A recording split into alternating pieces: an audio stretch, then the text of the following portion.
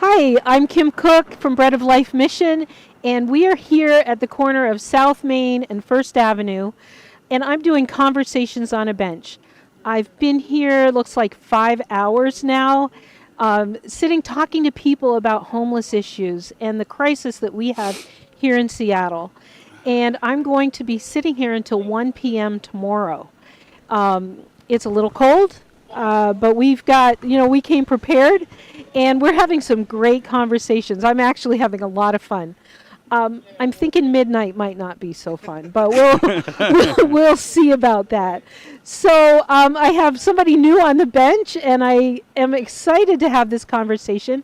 I've never met Dwight before, but I've heard a little bit about his story, and I think it's going to be a great interview. So, Dwight, tell us about what you do for a living. I'm a supervisor now for the MID. We are a downtown business association that inherently does a lot of outreach to the homeless community by way of having to try to keep the businesses open and just help them with their struggles too. Yeah, you guys are kind of boots on the ground for the first line of defense when there's an issue on the streets. Isn't that Yes, kind of right? we get a lot of calls from the business owners and stuff when they see homeless people struggling or in their doorways or whatever. So, when somebody sees something like that, what do they do? They call our dispatch. We have eight clean teams that if they see something that needs that's dirty or needs repair, that we have 8 clean teams that will respond to that. We have our parks ambassadors that cover the parks, and then there's 4 safety teams, and that's what I'm a part of. They're the guys in the blue and yellow vests that I see Correct. all over the place. I love seeing them. Yes, correct. Yeah, yeah. And they've got a heightened presence here tonight for us, so I appreciate that. No problem. So, tell me a little bit more about what you actually do. Like you were talking about, you guys go out and so overdoses and different things. Typically, what we are, it's the safety team. We're out there to be a presence, to, whether we're doing concierges, just giving people directions, getting them where they need to go. We have a safe walk program that people can call upon us, and we will walk them from their business to their car to the transit if they're feeling unsafe. If we deal a lot with the homeless community, make sure they're okay. We do some outreach, handing out snacks, gloves, socks, stuff to keep them warm, that kind of stuff. That's great. Yeah. So, why do you do what you do? Like, what brought you into this work? For me, I was homeless for 30 years probably. Struggled with drug addiction the whole time. It's a very good fit for me. A couple of years back, I got clean, and being able to give back and keeps me going in the right direction. And I can. It's easy for me to understand kind of the troubles and struggles that a lot of them have, because I was in the same position. Wow. I never would have guessed. So, were you here in Seattle those 30 years? Yes, my whole life, yeah. So you probably knew a lot of the cops, and Yes. they knew yes, you too. yes. I'll bet they're surprised when they see you now. Yes. Yeah. Yes. I've heard from the prosecutor's office and everything else. I was incarcerated 4 times, in prison, and multiple other run-ins with the Wow. police also. What happened that you finally got clean and sober? It was a number of things, all at the same time.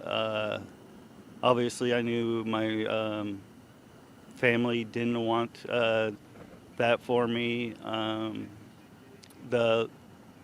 Once again, the law had stepped in and intervened. I went through drug court, which was a very good program for me to turn my life around. Drug court. I'm hearing great things about drug court in Yes. Seattle. Yeah. Yeah. What does that look like for somebody going through drug court? So I guess the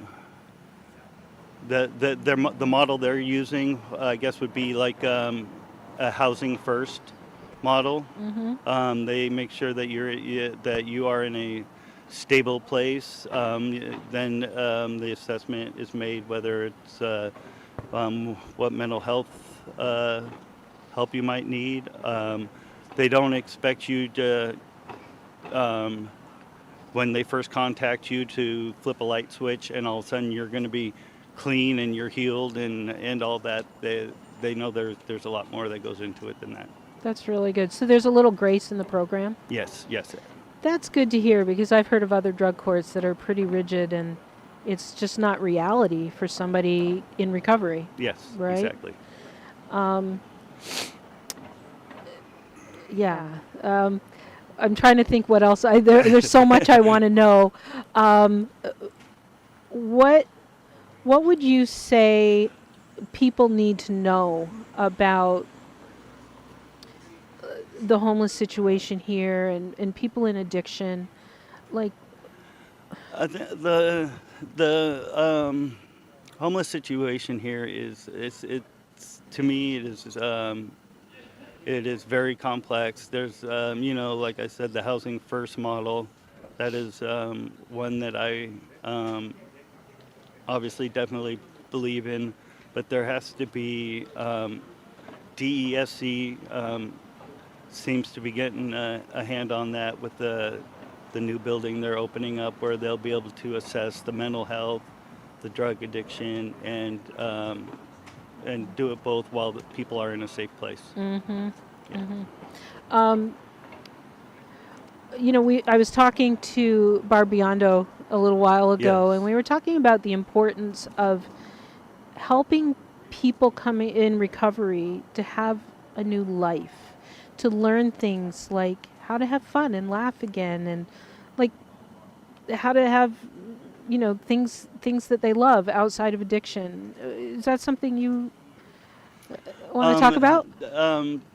Definitely. I I am I'm blessed that I get to work with a lot of people I work with have had a lot of um, the same struggles I've had. I am involved in recovery, and I hang around like-minded people, and you definitely need to go try for a lot of the things that most people might take for granted and think is normal is something totally new to someone like me that was just my only thing I was doing was abusing drugs and trying to just trying to survive, really. Mm, yeah, it's like you have to rebuild your life and find pleasure in new things. Exactly. I heard a doctor recently who was saying that opioids actually make it so that people cannot find, I want to say joy anymore, but it's like a hug doesn't do the same thing anymore, and they can't be close to their kids or whatever. Like, there's no pleasure. It's That's all about what the it is. dopamine levels. Yeah. Yeah. I don't know. You probably can explain that Yeah. better than me. But yeah, it changes your physiology hmm to the point where you cannot experience pleasure. hmm But that can come back, right? Yes. The longer you are off of those drugs, the more that kind of comes back. Yes. And we've got to help people to find that, right? What else do you want to share with us? Thanks for having me. Yeah. Yes, Thanks for what you do. I appreciate that. As a woman who's living in Pioneer Square or working in Pioneer Square, and often walking down the sidewalk at night, there's all kinds of stuff going on, and I really do feel safer when I see the mid guys, walking around or whatever. So it's good to have them here. Thank you. So thank you for what you do. No problem. Yeah. We're going to go to break, and we'll be back in just a few minutes.